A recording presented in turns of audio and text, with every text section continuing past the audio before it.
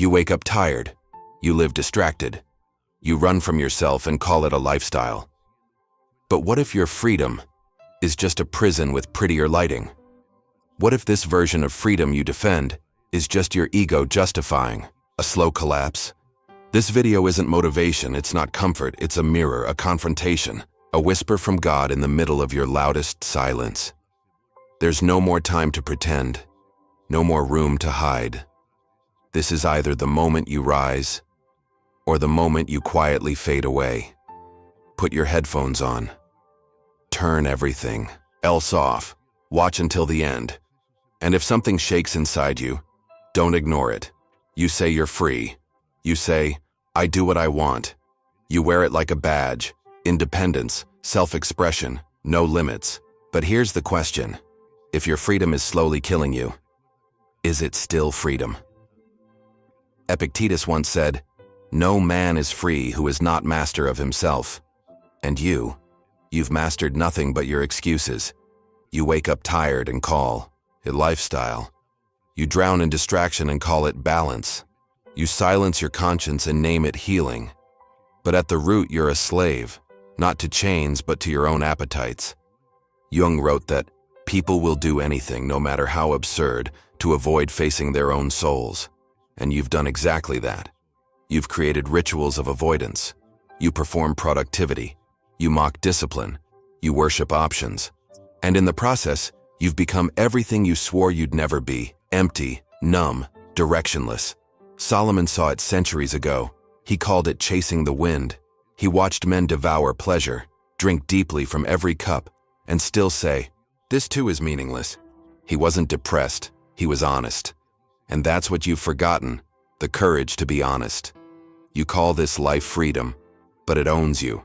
It owns your thoughts, constantly racing. It owns your desires, constantly shifting. It owns your relationships, shallow, performative, transactional. And it owns your identity, which changes every time you feel something new. So again, I ask, if your freedom costs your soul, is it still freedom? You say, I don't want rules, but you already follow rules, thousands of them, dictated by impulse and trend. You scroll because you're told that's where attention lives. You post because you fear being invisible. You buy because you were told you're lacking. You indulge because you were trained to avoid discomfort. You call that freedom? No, that's programming. That's slavery with better lighting. You celebrate rebellion, but your chains are just invisible. You praise choice, but your choices are compulsions. You hate silence, but silence is the only place you'd hear how lost you really are. You laugh at people who live with structure, but you crumble without it. You run from boundaries, but deep down you long for something to hold you steady. The Stoics understood this. Freedom is not the absence of restraint.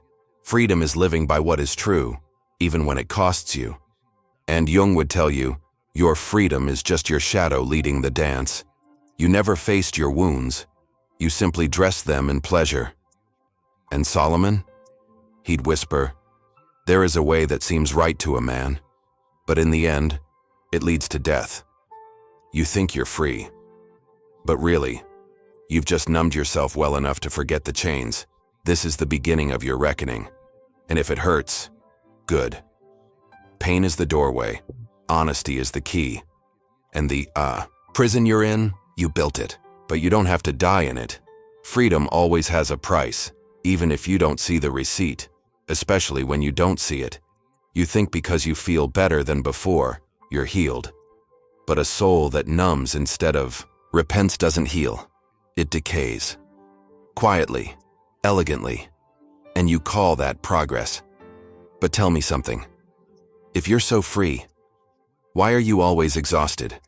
Why is your mind always racing? Why do your emotions control your day? Why does peace seem like something only other people find? Because what you've been calling freedom is a slow, dignified suicide. It doesn't show up in blood. It shows up in silence, in avoidance, in your inability to sit with yourself for more than 5 minutes without grabbing your phone, your drink, your distraction. You call that autonomy? That's slavery with a rebrand. The Stoics warned us, desire unchecked becomes a tyrant. And right now, your life is ruled by invisible tyrants you keep feeding with the name freedom. You're tired because you've given yourself everything, except structure, except boundaries, except reverence. And Jung would ask you, who is living your life, your ego, or your shadow? Because freedom, real freedom, it costs clarity, it costs humility, it costs sacrifice, and the most terrifying cost of all, responsibility. But you've avoided that at all costs, so you pay in another currency, your mental health, your broken relationships, your inability to commit to anything that lasts longer than your current mood. You are being invoiced every day, not by society, not by religion, by truth itself. And truth doesn't care about your feelings. It stands, it waits, and eventually, it collects. Solomon once said, "Stolen water is sweet, bread eaten in secret is pleasant." But right after he warns, "But they do not know that the dead are there." You're drinking what's killing you, because it tastes like liberty, but it's laced with death. You don't see it right now because pleasure numbs clarity. You feel okay, so you assume you're on the right track. But that's like saying you're healthy because the tumor hasn't started hurting yet. Just because the destruction is slow doesn't mean it's not happening. Every compromise costs something. Every fake high leaves a spiritual low. Every time you do what feels good, your soul gets quieter. Until one day, it's gone. Not dead. Just buried under layers of "I'm fine," "I'm busy," and "this is just how I am." So let's stop pretending. This freedom you flaunt isn't free. It's expensive. And the part that hurts the most? You're the one paying, but it's your future that's dying. You think you're being real. You think you're being strong. But strength without wisdom is suicide in disguise. So the next time you scream, "It's my life," remember, that's exactly what it's costing. There's a point where pain doesn't just visit, it moves in. And when it stays long enough, you stop trying to heal. You start decorating the room. That's where many are living right now. They don't even know it. They've renamed pain vibe. They've turned depression into aesthetic. They've made numbness look poetic. And slowly, quietly, they're romanticizing their own decay. You post quotes about healing, but never forgive. You share reels about growth but repeat the same cycles. You talk about energy and vibrations as if the soul could be recalibrated like a playlist. You don't want transformation. You want validation for your brokenness, because deep down, you're terrified of what life looks like without it. Jung said, "People will do anything, no matter how absurd, to avoid facing their own soul." So you made your brokenness a brand. You made dysfunction your signature. You learned how to smile in pain and call it strength. But it's not. It's theater. And you know it. The Stoics warned about this. They taught that to live well is to train the mind to rule the passions, not be ruled by them. But you turned the passion into identity. You turned heartbreak into your last name. You stopped growing because the narrative of being the victim felt safer than taking responsibility. And Solomon? He saw this too. He wrote in Proverbs, "A fool repeats his folly like a dog returns to its vomit." He wasn't being cruel, he was being real. Because the wise mourn once, but the fool makes the mourning a lifestyle. You started dressing your grief, posing with your pain, capturing your chaos in high resolution. Because if people see it, maybe it justifies why you're stuck. But here's what no one's saying. You're not stuck. You've settled. You've found comfort in the slow bleed. And now your entire personality is built around your emotional limp. You don't talk to heal. You talk to get sympathy. You don't cry to cleanse. You cry for attention. You don't share to confront truth. You share to delay action. You're living in reverse, chasing versions of yourself you already buried. Calling destruction expression and freedom. You sold it for dopamine. You wake up, scroll, compare, wish, numb, distract, perform, collapse, and repeat. And every night you lie in bed thinking, why do I feel like I'm dying? Because part of you is, And it's the part that knows you're not being real anymore. You've mastered survival, but at what cost? No discipline, no roots, no vision, no God, just you, floating in a sea of noise, grabbing onto whatever makes the pain feel beautiful for 10 more minutes. You call that living? No. That's dressed up suicide. And the worst part? You've convinced others to follow it. So here's the truth you've avoided long enough. There's no healing without truth. And no truth while you're still performing. You want out? Stop posting and start confronting. Stop performing and start repenting. Stop quoting self-love and start crucifying your ego. Because this lifestyle you're defending, this curated, depressed, distracted, constantly exhausted rhythm, it's not healing. It's death in slow motion. And until you kill the version of you that loves being seen as broken, you'll never be whole. You thought he left, that God saw your chaos and walked away. But what if the silence wasn't distance? It was mercy? You've confused his quiet with disinterest, but God never leaves. He watches, and that should terrify you. Because he sees everything. The mask you've polished, the lies you repeat until they sound like truth, the pain you've romanticized, the pride you've baptized as independence. You thought he didn't care because he didn't interrupt, but he's not the kind who shouts over your noise. He's the one who waits, not because he's weak, but because he's holy. And holiness doesn't beg for attention. It waits for surrender. God has been watching you. Drift, fake, hide, run. Not with disgust, with grief. Because you've convinced yourself you're figuring it out. But really, you're just decorating the coffin of your purpose. He gave you life, and you've spent it slowly dimming your own soul, one compromise at a time. And he let you. Because he respects what you don't, your free will. You said, if God loved me, he'd stop me. But real love doesn't chain. It calls. It warns. And then it steps back.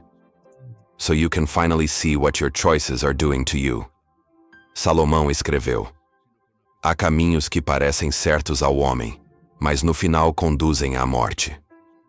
God's silence isn't punishment, it's his final whisper. I will let you burn until you realize I was the water the whole time. You've asked, where are you? And he's answered, I'm here. I've always been here, but I will not compete with your pride. Jung said that people will do anything to avoid facing their own soul. And you have. But you've also avoided the only one who can heal it. God is not a motivational tool. He is not your emotional support pet. He is not a concept. He is Lord. And he won't share your heart with your idols. He watched you trade obedience for aesthetics, watched you replace conviction with content, watched you choose dopamine over destiny, and he stayed in the shadows, whispering through your guilt, pressing through your insomnia, bleeding through your anxiety, not to punish, but to wake you up. You're not se apagando porque ele te abandonou. Você está se apagando porque acendeu todas as luzes, menos a que importa. And here's the harsh truth. God will not bless what you're building without him. He will let you win just enough to realize you're still empty. He will let you run just far enough to recognize you're lost. But the second you say, God, I'm done pretending, the silence breaks, and grace floods the ruins. He doesn't need you to perform. He needs you to collapse into his arms, not the world's applause. So if you're wondering where he is, he's watching, waiting, ready. Not for the version of you who's finally got it together, but for the you who's too tired to keep pretending you're your own savior. You called it freedom. You posted it with filters. You wrapped it in do what makes you happy. But look at you now, empty, exhausted, confused by your own choices. You're not free. You're just not anchored. What you thought was liberation was just disconnection. Disconnection from conviction, from discipline, from God, from your own soul. You're not out of the cage. You've just stopped noticing the bars. And now your freedom is feeding the very emptiness you keep trying to escape.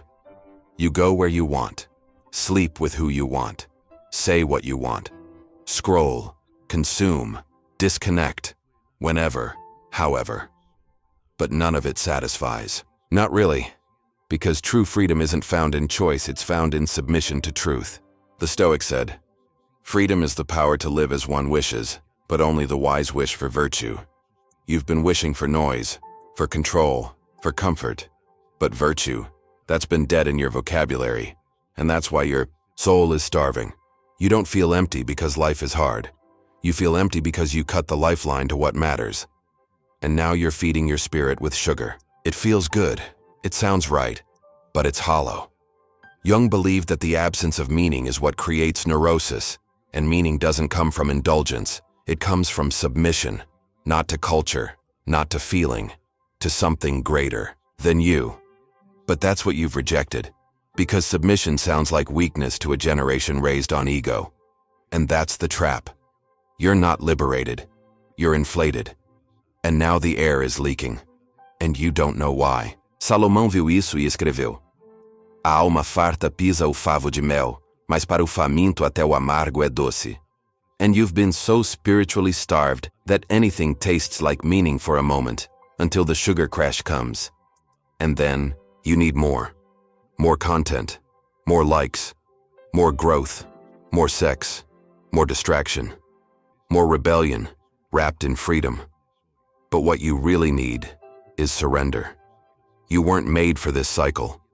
You were made to be full, full of presence, full of purpose, full of truth, full of God.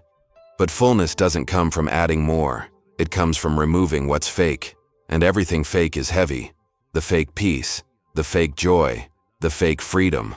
All of it sits on your chest like a weight you refuse to name. And it's why you're numb, not because you're broken, but because you're bound by lies you chose to protect. So here's the truth. You're not wild. You're not free. You're just unaccountable. And the longer you reject alignment, the deeper you fall into a freedom that rots you from the inside out. Because real freedom doesn't kill your soul. It saves it. There's no way around it anymore. This isn't just burnout. This isn't just confusion. This is a soul on life support, and you're the one pulling the plug a little more every day.